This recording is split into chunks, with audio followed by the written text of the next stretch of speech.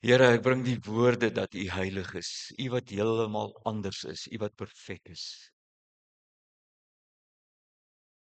By U is niks wat donker is nie.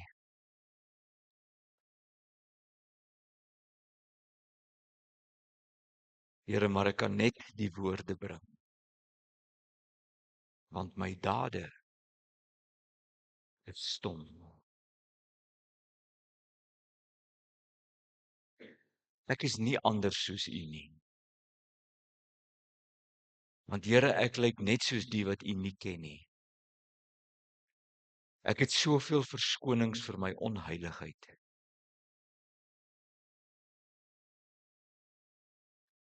Ek is nie perfek soos U nie, Here, want ek is gebreklik verslaan deur my moedswillige onheiligheid. U is lig en ek is donker. My gedagtes is swart, my woorde is vuil en my hande is besoedel. En my woorde dat ek U as heilig eer is mank en sonder betekenis. Heilig, heilig is die Here. Here, maak my oë oop om U heiligheid te sien. Want my oë sien niks anders as dit waarmee ek my vergryp nie. My oë is toe vir U. En maak die oë in my kop toe en die oë van my hart oop sodat ek U kan sien.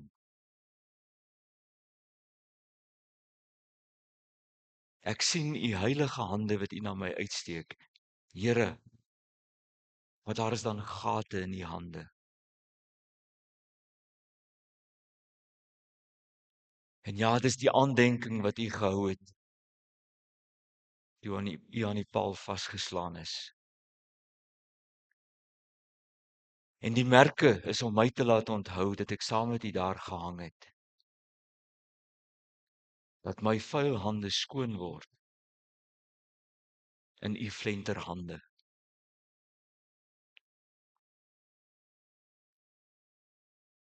Heilig, heilig is die Here.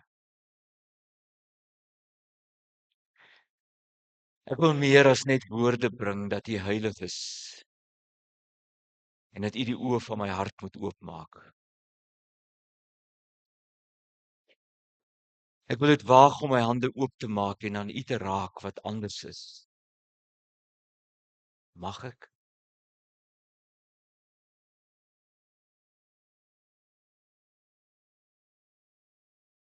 Is U nie kwaad as ek my onheilige hande uitsteek na U heilige hande nie?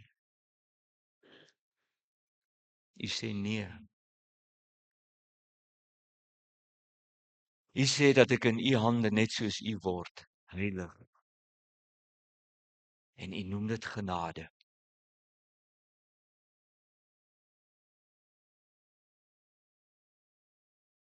Heilig, heilig is die Here.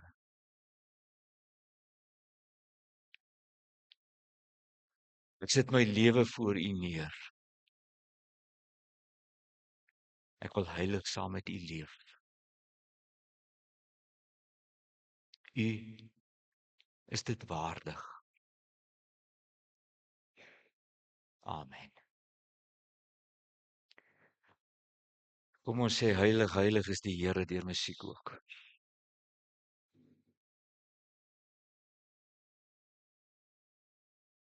Goed,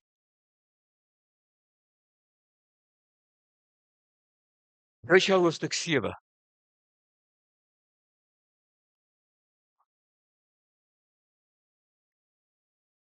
Ons het gisteraand so 'n Comrades etjie gehad.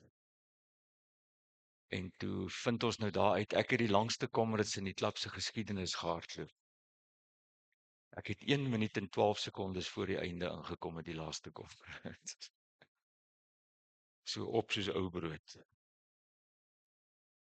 Maar dis 'n ander gesprek.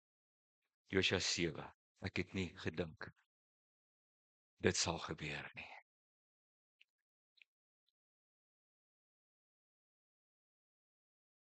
Nou hoofstuk 6 gaan, en as jy hoofstuk 6 vanuit die Nuwe Testament uit lees van Jerigo wat val, is dit waarskynlik een van die mees dramatiese hoofstukke in die Bybel in. Hierdie Jerigo wat val. Gaan oor 'n maangod met die naam van Jarich. En dis die eerste plek wat geval het. En hier kom 'n ou met die naam van Akan. En hy beleef hierdie ding. Hy sien. En hier in hoofstuk 7 kom nou die verpletterende ding. Lees hom saam met my. Die Israeliete het troueloos gehandel met die banoffer wat aan die Here behoort het. Nou 'n banoffer is hierdie goed wat aan al hierdie afgode behoort het. As hulle 'n plek gevat het, dan sê die Here, roei daai godsdiens uit. Roei dit uit. Nie oor die mense gegaan nie. Daar's baie plekke in die Bybel wat daai mense wat by die Here uitgekom het gespaar is. So dis nie sommer net 'n doodmaak ding nie. Die Here het gesê, roei alles uit wat aan daai afgod behoort het. Hond, kraai, kind, hoender, roei uit. Akan, seun van Karmi, het van die goed gevat wat aan die Here gewy was, en daardeur het die woede van die Here teen die Israeliete ontvlam. Nou gaan Josua, tweede ding wat hulle vat, 'n klein plekkie met die naam van Ai. Hy stuur die verspieders uit. Hierdie kom terug en sê nee, is 'n ou klein plekkie. Paar mense, ons kan die ding doen. Dan stuur hy nou die klomp mense uit en dan lees jy nou saam met my vers 4. Daar het omtrent 3000 man daarheen opgetrek. Maar hulle moes op die vlug slaan vir die mense van Ai. En dit het omtrent 36 van hulle doodgemaak. Die mense van Ai het van die stadspoort af op hul hakke gebly tot by die klipskeure en hulle daar by die afdrand doodgemaak. Kyk nou baie mooi. Die volk se moed is gebreek. Kyk, tweede ding wat gebeur, die leier betaal die prys vir een ou se fout. En Josua het sy klere geskeur en tot die aand toe met sy gesig op die grond gelê voor die ark van die Here. Hy en die leiers van Israel, hulle het stof op hulle koppe gegooi. En daarna het Josua gesê, ag Here, waarom het U nou eintlik hierdie volk? Nou sit hy hier 'n klaaglied en aanhef. Here, ons het dan iets gesê, bring ons uit Egipte uit. En jy het gesê jy gaan ons laat goed gaan. Kyk net wat het hier gebeur. Wat moet die mense nou, ek wat hulle leier is. Kyk hoe ek nou misluk en dan al die goed. En dan vers 10. Toe sê die Here vir Josua, kyk mooi. Staan op. Wat lê jy daar in kerm? Staan op. Hoekom lê jy met jou gesig in die grond? Israel het gesondig en my verbond wat ek hulle opgelê het verbreek. Hulle het die goed wat aan my gewy was gevat. Hulle het gesteel. Hulle het gelieg. En van die goed by hulle sin gesit. Kyk mooi. Daarom. Jou dade het gevolge. Daarom kan die Israeliete nie teen hulle vyande bly staan nie. Nou kyk jy vir my vers 13. Staan op. Reinig die volk. Dan sê nou vir hulle nou kom. Stam vir stam, dan word een stam aangewys. Dan kom hulle familie vir familie van die stam, dan word een gesin. En dan moet hy nou kom verduidelik. En dan gebeur dit nou, en dan is nou, en tot op die uiteinde, wat die gesin aangewys word, sê hierdie Akan nie een woord nie. Kyk saam met my vir vers 19. Josua het vir Akan gesê, my seun, gee tog aan die Here, die God van Israel, die eer. Kyk mooi wat daar staan. Gee aan die Here die eer. Ek is bang jy het my nie gehoor nie. Gaan nie oor jou nie. Gaan oor hom. Gee aan die Here die eer. Wat hom toekom en doen belydenis en sê vir my wat jy gedoen het. Toe sê Akan vir Josua, dit is waar, ek het gesondig teen die Here, die God van Israel. Wat ek gedoen het is dit. Hoor die woordjie ek. Ek het onder die buit pragtige klere uit Sinar. Sinar is Babylon, wat ons nou vandag ken as Irak. Ek het pragtige klere uit Sinar gesien.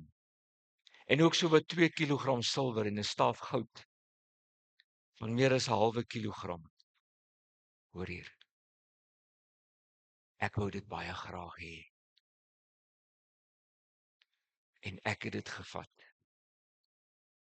Dis in die grond in my tent begrawe, die silwer is heel onder. Dan gaan haal hulle die goed uit en dan staan daar vers 25. Josua het gesê: Jy het die dood oor ons gebring. Vandag bring die Here die dood oor jou. Die hele Israel het vir Akan met klippe doodgegooi en hom en sy mense. Nou so 'n paar versies vroeër staan dit sy vrou en sy kinders verbrand en met klippe toegegooi. Jo. Ek het nie gedink dit kan gebeur nie.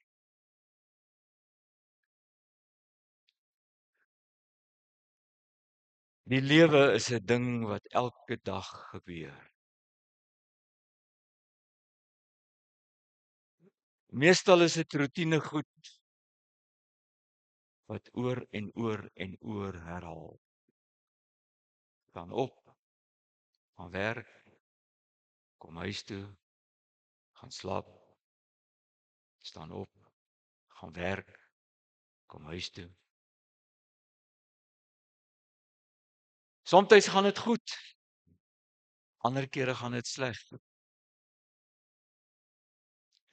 Sommige van die goed gebeur net, sommige van die goed word beplan. Baie van die goed eindig goed. Ander laat jou verwond agter. Die lewe is dinge wat elke dag gebeur. En Akan se lewe het so gebeur. Hy doen die menslike ding. Hier kom 'n geleentheid op 'n dag en hy help homself met iets wat hy gedink het sy lewenskwaliteit gaan verbeter. Ja. Hy doen die menslike ding. En dan dink hy die menslike ding. Niemand gaan hiervan weet nie. En Akan doen en dink die menslike fout. Die Here gaan niks doen nie. My dade gaan nie gevolge hê nie. En dit het uitslike gevolge gehad vir hom en sy mense. En die menslike natuur is 'n wonderlike ding. Want dit gaan oor ek, myself en ons twee. En so kan ek en myself wonderlike goed optower elke dag. En dan doen ek en myself dinge wat ons twee goed laat voel. En dan stem ek en myself en ons twee, dan stem ons saam. Wat môre gaan gebeur is môre se probleem. Sal dit môre hanteer. En dit moet nou maar môre gebeur. En wat kan ek en myself nie alles met geld en klere doen nie.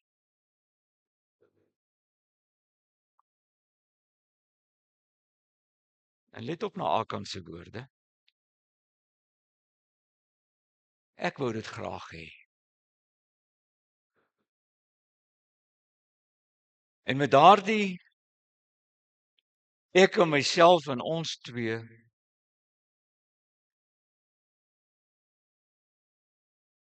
is tragiese leuns gebore wat baie groter uitgeloop het as wat Akan ooit kon dink. En Akan se storie is maar my en jou se storie. Wat wonderlike dinge gebeur as op hoogtepunt. Ons het Jerigo gesien val. Wat wonderlike goed gebeur.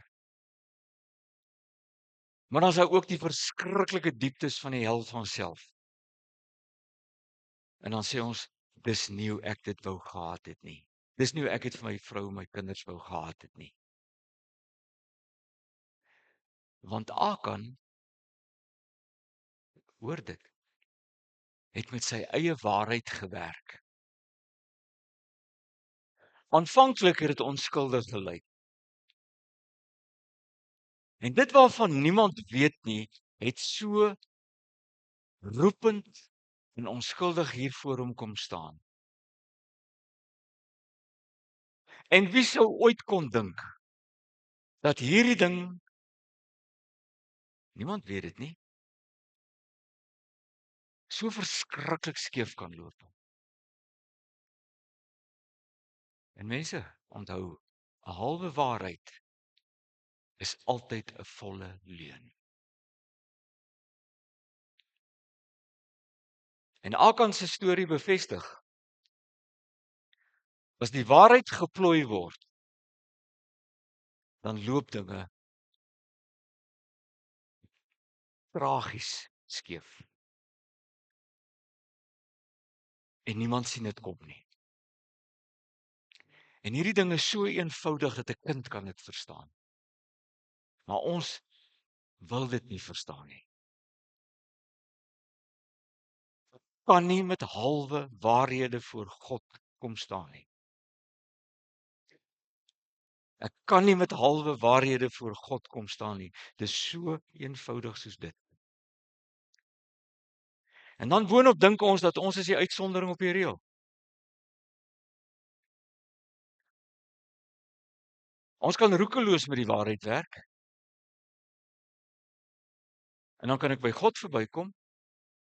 En ek kan by almal verbykom en ek kan myself ook verbykom. En later as die skerwe van die lewe so lê, dan wonder ons nou verbaas. Ek is toe nou nie die uitsondering op God se reël nie. En dan staan ons baie seer rond en dan sê ons, dis nie hoe ons dit wou gehad het nie. En spyt kom altyd te laat.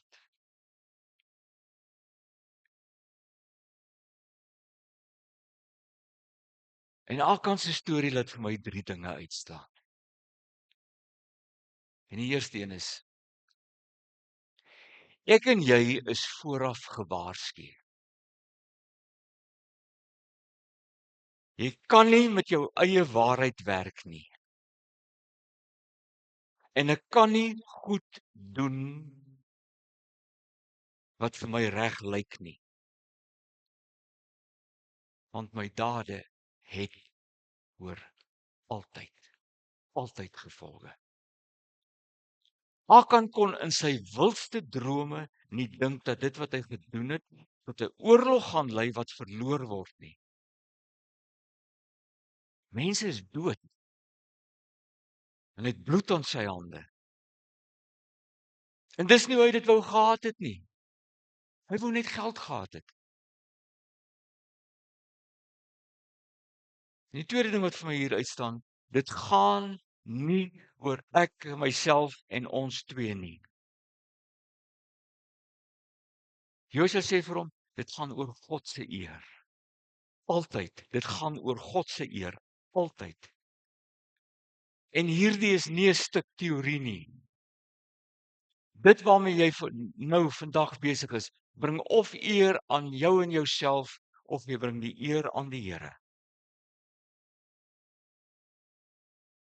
As jy besig is met iets wat jy in die tent begrawe, dan is jy alleen. Want God is jaloers. En hy kompeteer nie met jou behoeftes nie. Dit gaan nie vir die Here oor hoe graag jy die geld en die klere wou hê nie. Nog minder oor hoe mooi jou argumente is nie, maar dit gaan is jy besig om die Here te eer? En die tragedie is dat ons weet hierdie dinge, maar ons werk roekeloos met die goed wat in die tent lê.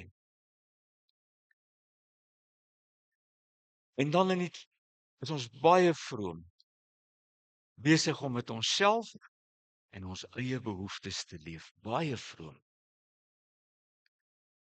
En die derde ding wat vir my hier uit staan, jy's verkeerd as jy dink dit gaan nie uitkom nie. Jesus het by geleentheid gesê, in die geheim gaan van die dakke af verkondig word.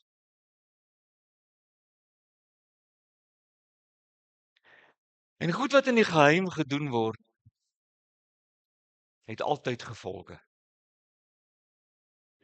En soos Akan dink ek in myself dat ons is nou maar die uitsondering op die reël. En ons twee sal sorg dat die goed nie hande uitdruk nie. En ons sal sorg dat dit weer herhaal word. Nee. Wat nie waarheid is nie, het gevolge. En daar's baie gevolge. Ek wil uit hierdie gedeelte uit net 'n paar nou. En die eerste gevolg is daar. Hierdie goed het gevolge wat ek noem in die geestesdimensie. Daar waar God en die bose beweeg. Dit het gevolge daar. En in die begin kom jy dit nie agter nie. Maar jy raak afgestomp vir God. En soos Akan is jy betrokke. En jy het gesien hoe Jerigo val en jy beleef God. En toe gebeur die ding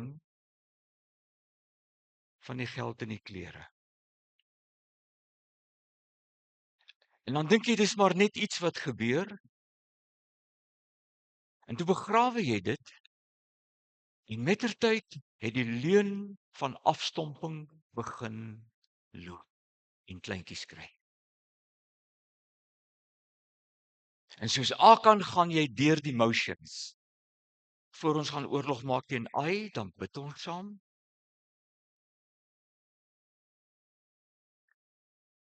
Maar later begin jy God plooi. En later dan doen jy die ding soos dit jou pas. Jy glo in God. Maar die Here moet verstaan my behoeftes is ook belangrik. Jy glo in God, maar die Here moet dan verstaan dat kerk en bid en Bybel dit kan net nie nou inpas nie. Ek glo in God, maar die Here moet verstaan hierdie spesifieke ding moet nou 'n bietjie anders hanteer word. En net soos by Akan word God irrelevant. Jy maak wat jy wil. Jy bid en jy praat en jy gaan maak oorlog teen Ai. Maar God raak weg. Dit het daar gevolge. En die tweede een, maar dit het hier ook gevolge. Persoonlik. Daar's die vernedering as hierdie ding uitkom. Akan wat sê, ja, dis ek wat gesondig het. En dan probeer ons die vernedering minder maak deur te begin redeneer. Kom ons verduidelik dit. Dis 'n misverstand. Of ons vertel nog 'n leuen. Of ons blameer die ander een is omdat sy so gemaak het dat ek so maak. En so weier ons om verantwoordelikheid te aanvaar, as alles uitmekaar uit begin ruk. En net soos Akan, hy sien die net word al hoe fyner gespan. Net soos Akan sien ons dit. En ons probeer tot op die einde nog om uit hierdie ding uit te kom. En later as die stikkend en selfs die dood so voor ons kom staan, dan is ons soos Akan jammer. Spyt om altyd te laat. Die derde gevolg, en dis die verskriklike ding, en dis my so swaar om hierdie goed te sê. Jou familie betaal die prys. As die lewe draai rondom ek, myself en ons twee se behoeftes, dan word dit verskriklik. 'n Ding wat van geslag na geslag begin loop. En jy's nie die uitsondering op die reël nie. Goed wat jy in jou tent begrawe, herhaal homself in jou familie en in jou kinders. Kyk rondom jou. En hulle betaal die prys vir wat in die geheim begrawe word. En dan is ons verbaas en dan sê ons, dis nie wat ek wou gehad het nie.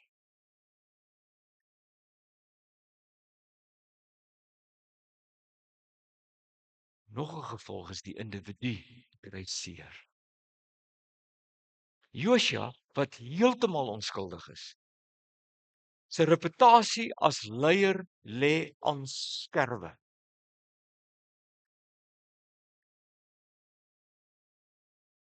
En dis seer as jy dink, mense is saam met jou teen Ai. Net om later uit te vind, maar jy staan alleen. Jy's ingeloop. Jy's besteel. En jy's verneder. En die beloftes wat gemaak is nie nagekom nie. En dit wat jy op gehoop het nie gebeur nie. En jy kan net soos Josua aan die stof gaan lê. En dan verloor jy jou selfvertroue.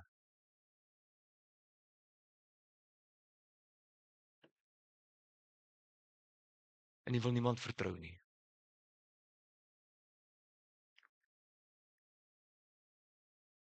En nog 'n gevolg hier is die land betaal die prys, die volk betaal die prys. Een man was die oorsaak dat 'n oorlog verloor is. Dat leuns die oorhand oor waarheid gekry het. En mense is dood. En dis nie moeilik om hierdie prentjie oor te bring na Suid-Afrika toe nie. Ons het 'n hopelose regering. Met patete wat hope goud en silwer en klere steel en in hulle tente gaan begrawe. En dan huil ons. En dan gee ons die ANC die skuld en ons gee die EFF die skuld. Nee mense. Hierdie is nie die skuld van die mense wat God nie ken nie, want hulle het nie waarheid nie. Hulle maak hulle eie waarheid. Let op. God straf die land as die kerk misluk. As die kerk nie heilig leef nie. En die kerk is ek en jy, individue. Suid-Afrika het nie politieke probleme nie. Die kerk het stom geword. Want ek en jy het stom geword. Jy sien as die waarheid vergeet en verdraai en verloor word, is die gevolge verskriklik. En ons is nie die uitsondering op God se reël nie. En moenie sê, dis nie hoe ek dit wou gehad het nie. Nou wat nou?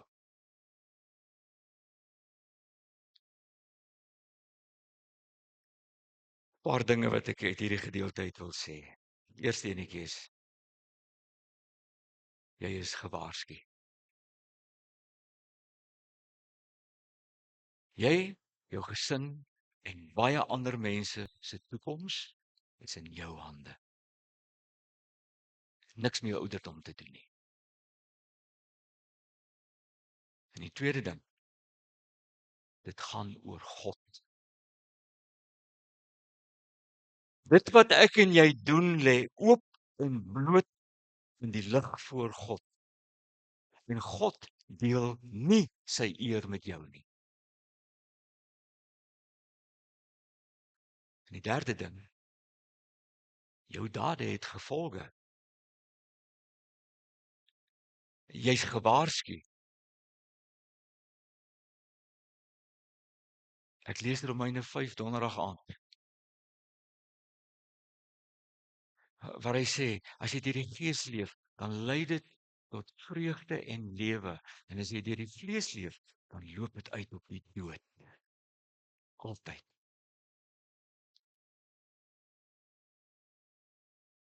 Nou, dingetjie wat my hier uitstaan is, staan op. Hou op om jouself jammer te kry. Of jy nou vanmôre Akan is wat dit veroorsaak het, en of jy nou Josua is wat die prys daarvoor moet betaal, wat die prys moet betaal vir wat ander aan jou doen, staan op. Want om te loop en kerm oor die klappe wat hy uitgedeel het, gaan niks regmaak nie. En om te huil oor dit wat met die familie gebeur, gaan absoluut niks verander nie.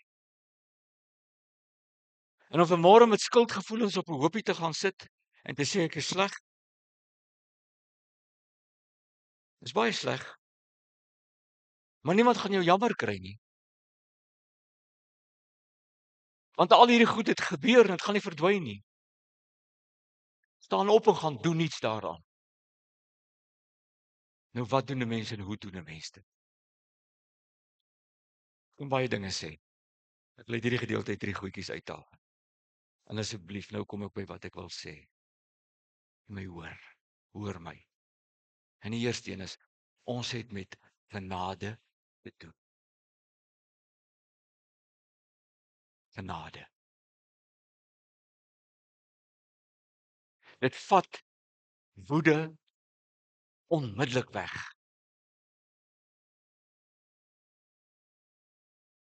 Ek is bang jy het my nie gehoor nie. Genade vat God se woede onmiddellik weg. Solank jy besig is om tentgate te grawe, kan jy vergeet van die genade van God. Want genade vra nie. Dit wil nie weet hoekom is die klere vir jou belangrik nie. Nog minder wil dit verstaan wat het jou besiel om dit aan jou familie te doen. Genade vra ook nie hoe het hy se bloed aan jou hande gekom nie. Hoor my nou. As jy jouself vanmôre sien soos wat God jou sien, verdoem tot in die buitenste hel in. As jy jouself so sien, moet jy weet, God sal nie op jou uitstap nie. God sal nie op jou uitstap nie. Roep na hom. Dit maak nie saak wat het gebeur nie. Dit gaan oor genade. En hy beloof ook wat hy sê, ek sal 'n riet wat geknak het nie verder breek as hy na my roep nie. En genade beteken dat God het behaag daarin. As iemand in 'n doodverloopte hel insit en daardie persoon roep na God, God het behaag daarin. Om daai doodgeloopte lewens te red en mense op 'n nuwe pad te sit. Ek weet nie of ek die teks op hom het nie. Nee, ek het nie. 2 Korintiërs 5. Iemand wat aan Christus behoort, is 'n nuwe mens. Die ou dinge is verby. Roep hom. Roep hom in genade. Hy sal kom. En die tweede ding wat hier uit staan, ons het met vergifnis te doen.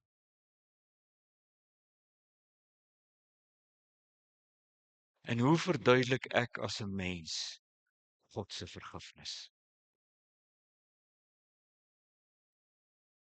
Met 'n vriend gehad wat hierdie woorde altyd gesê het oor vergifnis, Louis Malherbe. Hy het gesê, jy kan nie hierdie goed verduidelik nie, jy kan dit net beleef. Ons het met vergifnis te doen. Vergifnis kom onmiddellik. Dit maak goed toe. Asof dit nooit gebeur het nie, asof dit nooit gedoen is nie. En ek het met vergifnis te doen. Bely dit wat gebeur het. Gaan bely dit wat jy begrawe het.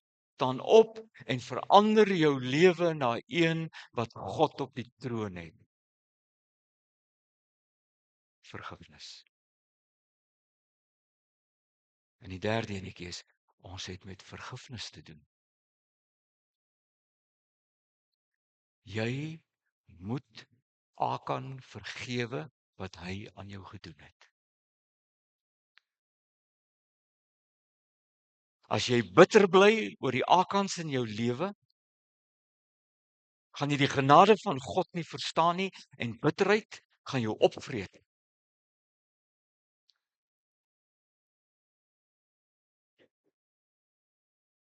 En as Akan jou om vergifnis kom vra, moet jy dit vir hom gee.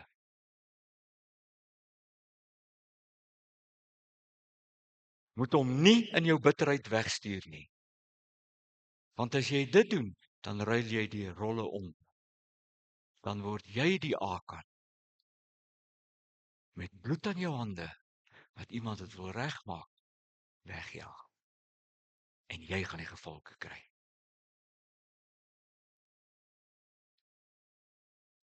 Want vergifnis is nie om woorde te sê nie. Dis allermins nie om goed te voel oor wat jy doen nie, want jy voel nie goed as jy dit doen nie. En nog minder is vergifnis om maar net aan te gaan en te maak asof niks gebeur het nie. Vergifnis is om, die Engels het 'n mooi woord, release. Laat hom gaan. Wat dit ook al is. Release hom. Moet dit nie verder uitsorteer nie, want jy kan dit nie uitsorteer nie.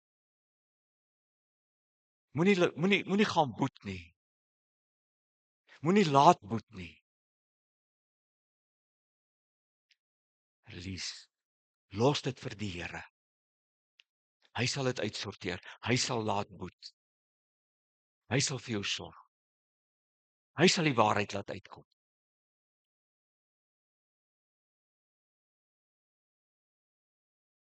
Want as jy dit doen, vergifnis, jou kop moet nou oop wees. Dit breek onmiddellik die kettinge van vloeke wat van geslag na geslag loop. Dit vat onmiddellik die leuns weg. Dit vat die bloed aan jou hande weg. Dit laat nuwe deure oopgaan. Bring vrede. En dan bring dit die eerste tree weer terug na 'n nuwe sensitiwiteit vir God. En jy sien met genade, vergifnis en waarheid kan ek nie meer sê ek het dit nie sien kom nie. Want dit maak God se lewe vir my oop. Dit laat hy voor my val. En dit laat my 'n eerste tree loop vorentoe om te sê ek is weer saam met God op pad. Hy sal my seën, hy sal my seën, hy sal my kinders seën, hy sal my familie seën, hy sal my kerk seën, hy sal my land seën. Maar kyk, staan op, doen dit. Mag jy God so beleef. Amen. En wat nou? En dis nou waar die gebed inkom. Die opstaan begin by 'n gebed. En ek het gisteraand op my rekenaar het ek op 'n gebed afgekom wat ek in 2015 geskryf het, 9 jaar terug. So dit beteken ek moes hierdie gebed al iewers te hier gebid het. Maar dit is nou vir my 'n sprekende gebed. Van Jesus wat in Lukas 5 sê jy gooi nie nuwe wyn in ou sakke nie, want die ou sakke gaan skeur. Dan loop die nuwe wyn uit. Dit gaan oor regmaak. Ek wil jou uitnooi om saam met my te bid.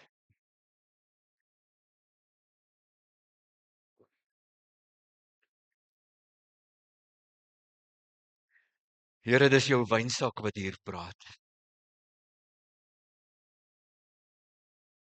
Ek weet nie mooi wat om te sê. En ek is ook nie regtig seker of U my hoor nie. Want dinge is nie reg nie. En ek onthou wat ek was en ek dink aan U, hoe U my reg gemaak het. Maar ook wat ek nou van U genade gemaak het.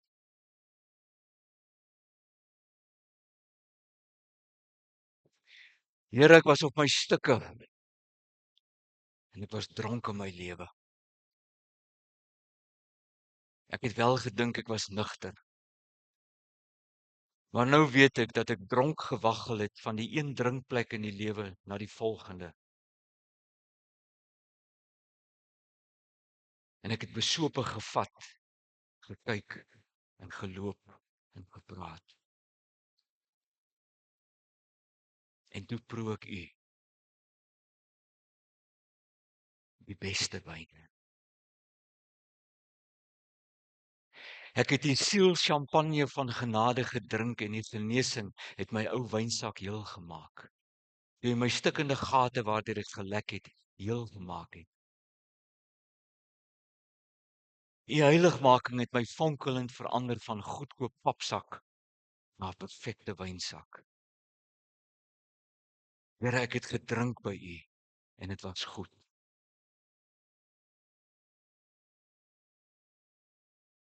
Maar Here, my wyn het suur geword.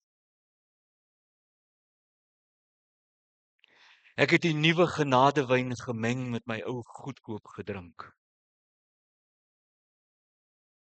U nuwe wynsak het weer begin lek.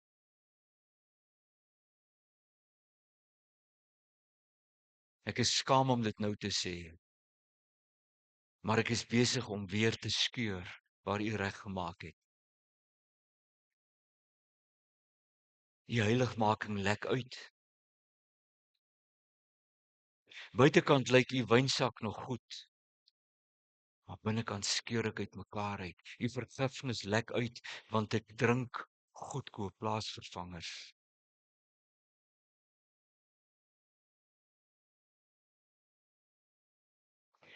Here, U siel champagne het 'n babbelas geword. U woorde wat ek nasê het net praatjies geword. My kyk het skelm geword en my vat het 'n dronk vergryp geword. En soos 'n babbelas mens onthou ek nie eers hoe my gister en eergister se vergrype gelyk het nie. En die ergste is dat dit pla my nie vandag eers regtig nie.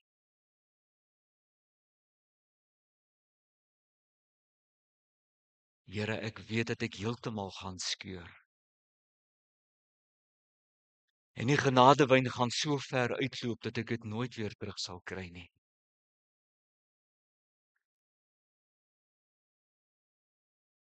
Here, dis jou wynsak wat hier praat.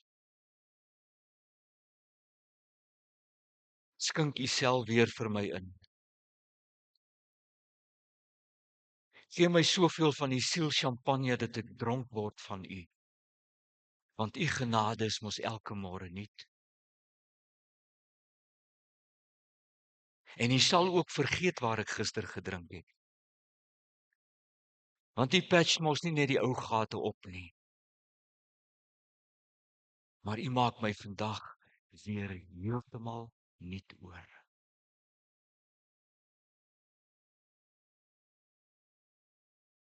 U vergewe my en U herstel my sonder verwyte. En U maak die deure van die goedkoop kroeg waar ek gaan drink het weer toe, asof ek dit nooit oopgemaak het nie. U kap die paaie waar ek besope geloop het op, asof ek nooit daar was nie. Here, U moet my vergewe en nie net oormaak nie, want ek is geskeur.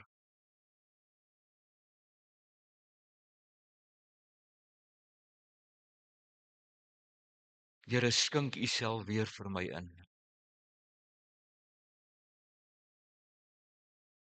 Ek drink weer nuwe genadewyn by U en dit is goed.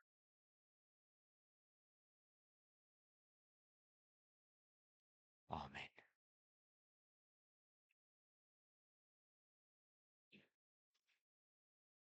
Ja,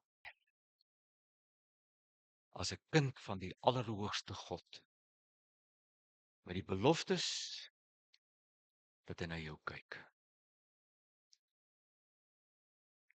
En ek spreek dit so uit Deuteronomium 31 uit. Want die Here sal voor jou uitgaan. Die Here sal by jou wees. Die Here sal jou nie in die steek laat nie. Die Here sal jou nooit ooit alleen los nie. Moenie bang wees nie.